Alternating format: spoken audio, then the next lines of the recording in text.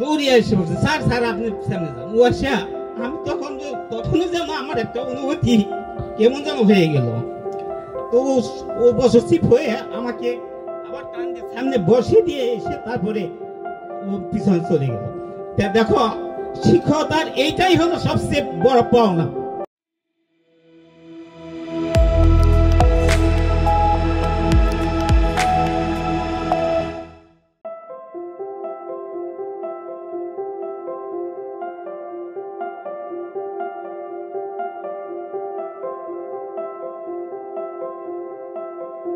যারা মোহাম্মদ খুরশেদ আলম স্যারকে বিনীতভাবে অনুরোধ জানাচ্ছি।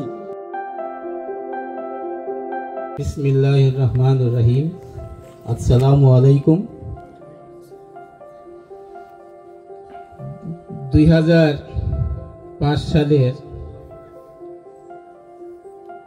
এসএসসি পরীক্ষার্থীদের পুনর্মিলনী অনুষ্ঠানে উপস্থিত আছেন আমার কলিগ, আমার শ্রদ্ধাভাজন শিক্ষক মণ্ডলী এবং 2000 সালের 6ষ্ঠ শ্রেণীর প্রিয় ছাত্রবৃন্দ। 2000 সাল বললাম এই কারণেই আমার কাছে মনে হচ্ছে আমি সেই 2000 সালের আমি 6ষ্ঠ শ্রেণীর ছাত্রদের ক্লাস নিতে যাচ্ছি। আমি তোমাদেরকে তখন ইংরেজি ফার্স্ট পেপার এই ক্লাসটা দিয়ে শুরু করতাম, তোমাদের প্রথম ক্লাস। এবং আমার কাছ থেকে হয়তো এবিসি থেকে শুরু করে আজ পর্যন্ত ইউ আস এইগুলো, এই শব্দগুলো, উচ্চারণগুলো এবং ওয়ার্ডগুলো এবং টেন্সের যে এইগুলা ছিল সেইগুলো আমার কাছ থেকে প্রথম তোমাদের উচ্চ বিদ্যালয়ে শিক্ষা লাভ করা। আমি বলছি, আমি 1986 সালের 21শে জানুয়ারি ভাওয়াল মির্জাপুর তৎকালীন ভাওয়াল মির্জাপুর হাজী জমিউদ্দিন উচ্চ বিদ্যালয়ে শিক্ষক হিসেবে যোগদান করি। এই স্কুলে শিক্ষক হিসেবে যোগদান করার পরও আমি 2টি সুন্দর চাকরির অফার পেয়েছিলাম এবং নিয়োগপত্র হাতে পেয়েছিলাম। একটা হলো বাংলাদেশ রোড ট্রান্সপোর্ট কর্পোরেশন অর্থাৎ বিআরটিসিতে, এটা কেন্দ্রীয় কারখানা হয়েছিল। প্রথমেই আমি চাকরিটা পেয়েছিলাম যেটা নগরপাড়া। আর একটি পেয়েছিলাম শ্রীপুরের বর্মী কলেজে প্রভাষক হিসাবে। দুইটারই নিয়োগপত্র পেয়েও আমি ভাওয়াল মির্জাপুর হাজী জমিউদ্দিন উচ্চ বিদ্যালয়ের শিক্ষক হিসেবে থেকে যাওয়াটাই আমার কাছে খুব শ্রেয় মনে হয়েছিল। আমি আজকে এই পুনর্মিলনী অনুষ্ঠানে যোগদান করতে পেরে আমার আসলেই আমার যে শিক্ষকতা জীবনটা সার্থক, সেইটা আমি আজকে রঞ্জনে উপলব্ধি করতে পারছি। আমি হয়তো ওখানে চাকরি করতে পারতাম, অনেক টাকা পয়সা অর্জন করতে পারতাম, কিন্তু আমি এইরকম ভালোবাসা আমি আর জীবনে কখনো অর্জন করতে পারতাম না। আজকে আমার জীবনটা ধন্য। যাওয়ার অগণিত ছাত্রছাত্রী পার্শ্ববর্তী বিভিন্ন গ্রামে ছড়িয়ে ছিটিয়ে আছে, হাজার হাজার। কারণ আমার হাজার হাজার বলতেছি এই কারণেই আমার 37টে বেশ বের হয়ে গেছে। আমি 86 সাল থেকে 2022 সালের 12ই সেপ্টেম্বর পর্যন্ত ভাওয়াল মির্জাপুর, এখন বর্তমান নাম ভাওয়াল মির্জাপুর হাজী জমিউদ্দিন স্কুল অ্যান্ড কলেজ, এখান থেকে অবসরে গিয়েছি। আমার বিভিন্ন পেশাজীবী ছাত্রছাত্রী বের হয়েছে। আমার ছাত্র সচিব হয়েছে সাইদুর রহমান, ওর একটা কথা আগে বলিয়ে নেই।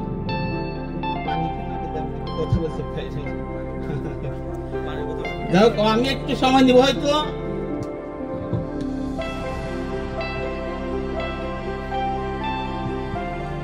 সাইদুর রহমানের কথাটা বলে নিব, এসে গেছে। ও চৌরাস্তা থেকে আসছে মাস্টারবাড়ি, और লেগুনাতে দিয়ে আসছে। আমি মাস্টারবাড়ি দিকে আমি পিছনে, আমি ওকে দেখি নাই, পিছনের সিটে একবার পিছনে বসছি, ওর সামনে বসা। ও তখন উপসচিব পরামর্শ দেয়, তখন চাকরি করে। ও আমাকে দেখে দৌড়িয়ে এসে বলছে, স্যার স্যার আপনি সামনে যান। ও আসা আমি তখনও যেন আমার একটা অনুভূতি কেমন যেন হয়ে গেল। তো ও বসছিপ হয়ে আমাকে আবার টান দিয়ে সামনে বসে দিয়ে এসে তারপরে ও পিছনে চলে গেল। দেখো, শিক্ষকতার এইটাই হলো সবচেয়ে বড় পাওনা। এই যে আমার ছাত্ররা, এই যে কাকুলি আবিদা সুলতানা কাকুলি, ও আমার ছাত্রী, ও এখন এডিশনাল এসপি, তাই না, ঢাকার ডিজি হয়েছে, ডিআইজি হয়েছে। আমার অনেক ছাত্র এখন বিভিন্ন বিশ্ববিদ্যালয়ে শিক্ষকতা পেশায় নিয়োজিত আছে। ফরহাদ কৃষি বিশ্ববিদ্যালয়ের এখন পিএইচডি করতেছে, হয়তো এমসি কলেজ সিলেট না, ওখানে এই যে আমিনুল আমার ছাত্র, ইউনুস ইঞ্জিনিয়ার হয়েছে আমার ছাত্র। তোমাদের ব্যাচে হাসিব নবীনেরা ডাক্তার হয়েছে। তোমরাও অনেকেই বিভিন্ন এর মধ্যে আছো, গুরুত্বপূর্ণ পদে আছো। কর্নেল ফরিদ ও আমার ছাত্র। এই যে সফিয়া তোমার নিত, ওনার ছেলে ফরিদ ও আমার ছাত্র। ও ক্লাস 8-এ পড়া অবস্থায় ক্লাস 7-এ যে ও ক্যাডেট কলেজে ভর্তি হয়। অত্যন্ত মেধাবী ছাত্র ছিল। যা হোক, তোমরা সবাই মেধাবী। মেধাবী না হলে আজ এই গুরুত্বপূর্ণ বিভিন্ন পদে হয়, সবাই তো একই পদে যাওয়া যায় না, বিভিন্ন পেশায় তাকে নিয়ে যায়। এটা তার ভাগ্যের উপর নির্ভর করি। তোমরা সবাই স্বনির্ভরশীল হয়েছো এবং তোমরা অনেক সুখী আছো, অনেক স্বাচ্ছন্দ্যের জীবনযাপন করতেছো। তা তোমাদের মুখের চেহারা দেখলে আমরা কিন্তু বুঝতে পারছি। এবং তোমাদেরকে শাসন করেছি আমি।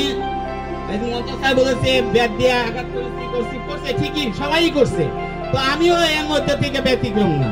আমার তো পার্সোনাল 2-3টে ব্যাট থাকতো, এটা তোমরা জানো। আমার একটা শখের ব্যাট ছিল, ওটা গোড়াটা একটু মোটা ছিল, ধরার জন্য সুবিধা, এবং আগাটা একটু চিকন ছিল। ওই ব্যাটটা হারিয়ে দেওয়ার পর আমি খুব দুঃখ পেয়েছিলাম। আমার ব্যাটটা কে যেন চুরি করে নিয়ে গেছিল। যাই হোক, তারপরেও 3টা ব্যাট আমার ড্রয়ারে থাকতো। আমি অবসর যাওয়ার পর আমি 3টা ব্যাট নিয়ে গিয়েছি। ওটা আমার মানে একটা জায়গায় আছে, ড্রয়ারের ভিতরে রেখে দিয়েছি।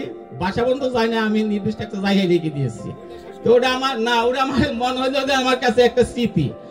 ওই ব্যাটগুলো ব্যবহার করার কারণেই আমার ছাত্রছাত্রীরা আমাকে পথে ঘাটে একটা সম্মান করে, সালাম দেয়, আদাব দেয়।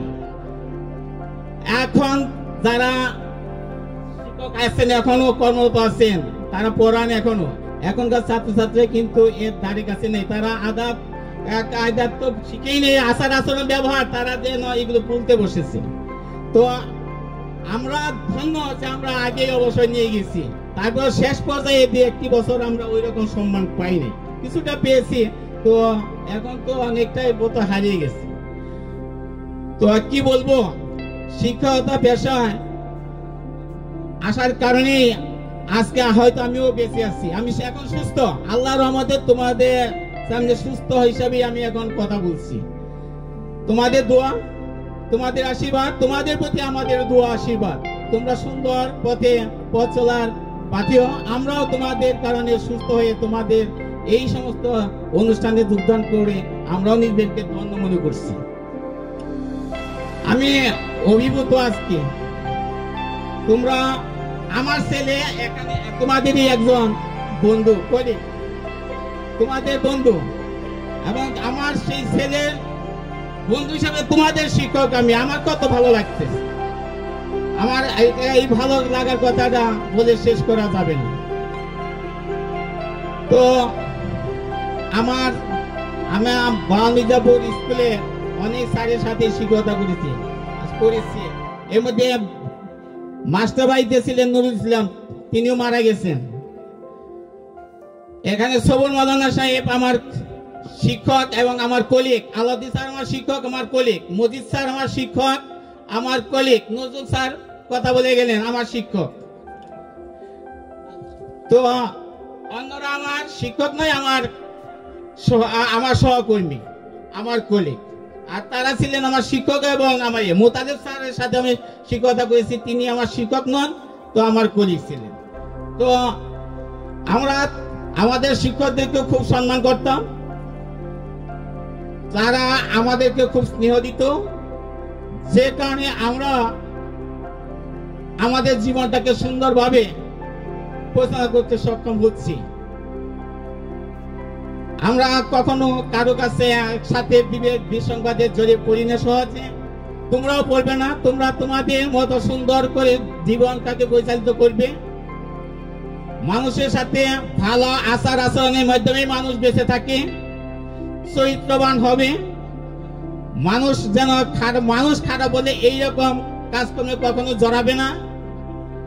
যে কর্মেই থাকো না কেন সততার দিকে সব সময় দৃষ্টি রাখবে।